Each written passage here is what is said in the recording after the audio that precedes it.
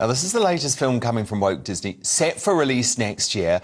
They've also swapped the magic of the original kids' fairy tale with serious discussions about consent stemming from the famous kiss scene. Apparently no dwarfs either. And it's no surprise, given that Snow White writer Greta Gerwig is the director of this reimagining of the Barbie doll on screen too, which critics have slammed this week as man-hating propaganda. So, Megyn Kelly, why do you think liberal filmmakers just seem determined to woke-wash everything precious, including classics like Snow White and Barbie? I mean, honestly, these women's idea of what female empowerment looks like is like something you might hear from a bunch of ninth grade girls at an all girls woke New York City school, like the one we fled. It has to come at the expense of men. You see, and now this is the messaging. If these people hate stay-at-home mothers, they hate them. They love any woman that looks like Hillary Clinton and wants to follow the path that she followed. And for a while there, they loved somebody like me, right? It was like, oh, okay, there she is. She's a strong woman. She's out there.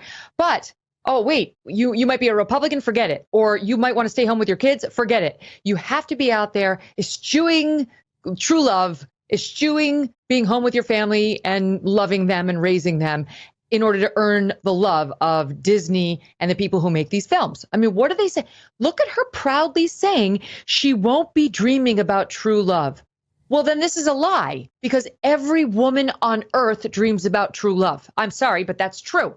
You can be a leader, you can have your own company, you can be a CEO, and you all want true love too.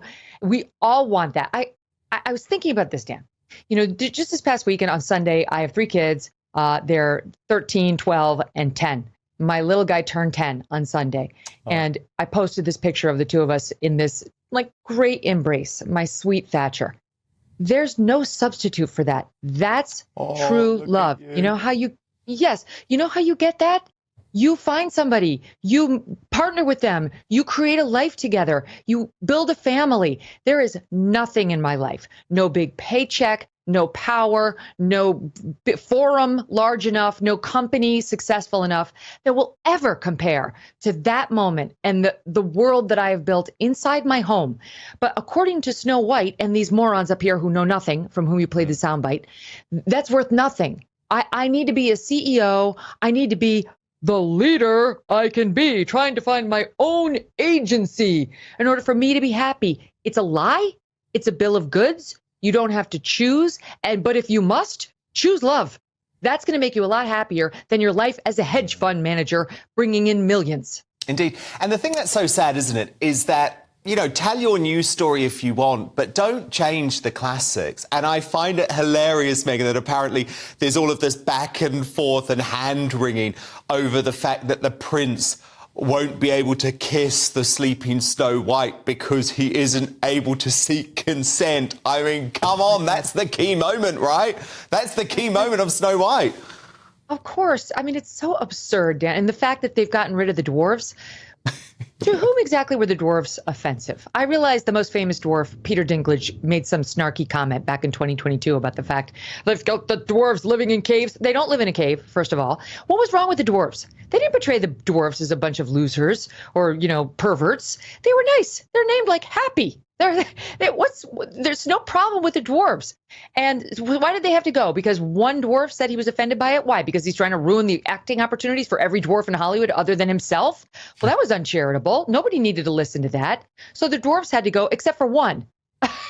Well, what sense does that make? The one dwarf, maybe they kept Happy. They get rid of Dopey? That was offensive for a different reason. This pleases absolutely no one, and Hollywood will not stop. You know, Disney is doing this. Barbie now is said to be all about fighting the patriarchy. We've had movie after movie, The Little Mermaid, too. Both in The Little Mermaid and in Snow White, they had to get rid of the white leads. White people are offensive. Our white skin in and of itself is offensive, whether it's on a mermaid in Little Mermaid, or if it's on a princess whose name is literally Snow White. We're all supposed to say that's fine that our white skin was too offensive for you. I had to recast it with a person of color.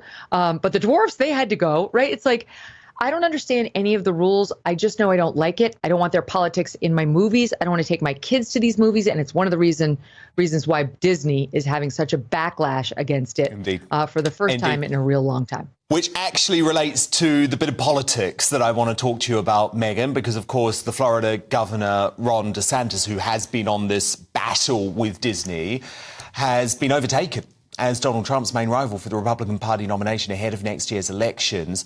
You have bagged a big interview with DeSantis on your show. You've been working on this for a long time. He's only just agreed. So why is he sitting down with you now? And what has gone wrong with his campaign that lots of US political observers are saying is basically over?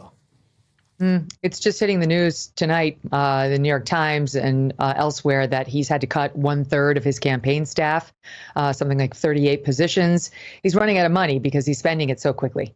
And it hasn't gotten him anywhere in the polls. There's one poll that shows him in third place now, behind Trump, of course, who's number one, 30 points ahead. And number two, Vivek Ramaswamy, independent businessman. Wow. All the others show DeSantis in the second position, but Vivek is right behind him. I mean, it's neck and neck now for number two, but no one's anywhere near Trump. So the discussion about number two is kind of, okay, whatever. I mean, Trump is 30 to 40 points ahead. And the question is, what is the plan for these guys to overtake him? You can't just wish it. You can't depend on the prosecutions. Those cases are likely not even going to be tried until after the election, realistically. You're going to have to come up with a way to take over Donald Trump. And it doesn't involve sitting back and saying how great he is, which is kind of the way most of these other candidates have approached it. It's just one of the many things we're going to be talking about when I sit with the governor in Tallahassee, Florida this week. OK, so we're going to be able to see the interview this week? Friday. And you've said it's going to be tough, right? Yeah, it's going to be tough. It's not going to be a jugular, removal. I don't want to. No. I want to be fair to him and his fans, but I'm going to ask him all the tough questions that people want answered. I'm going to ask him all the things that are on your mind right now, like what about this, what about that? I'm thinking the same things you're thinking, and I'm not afraid to go there. Cannot wait. I mean, look, I like the guy. I really like the guy. Fascinated to see it. And, of course, that's extra good reason to sign up tonight for the Megyn Kelly show via YouTube or as a podcast, because that big interview with Ron DeSantis coming on Friday. We'll speak about it next week. Megyn Kelly, good luck. Can't wait to see it.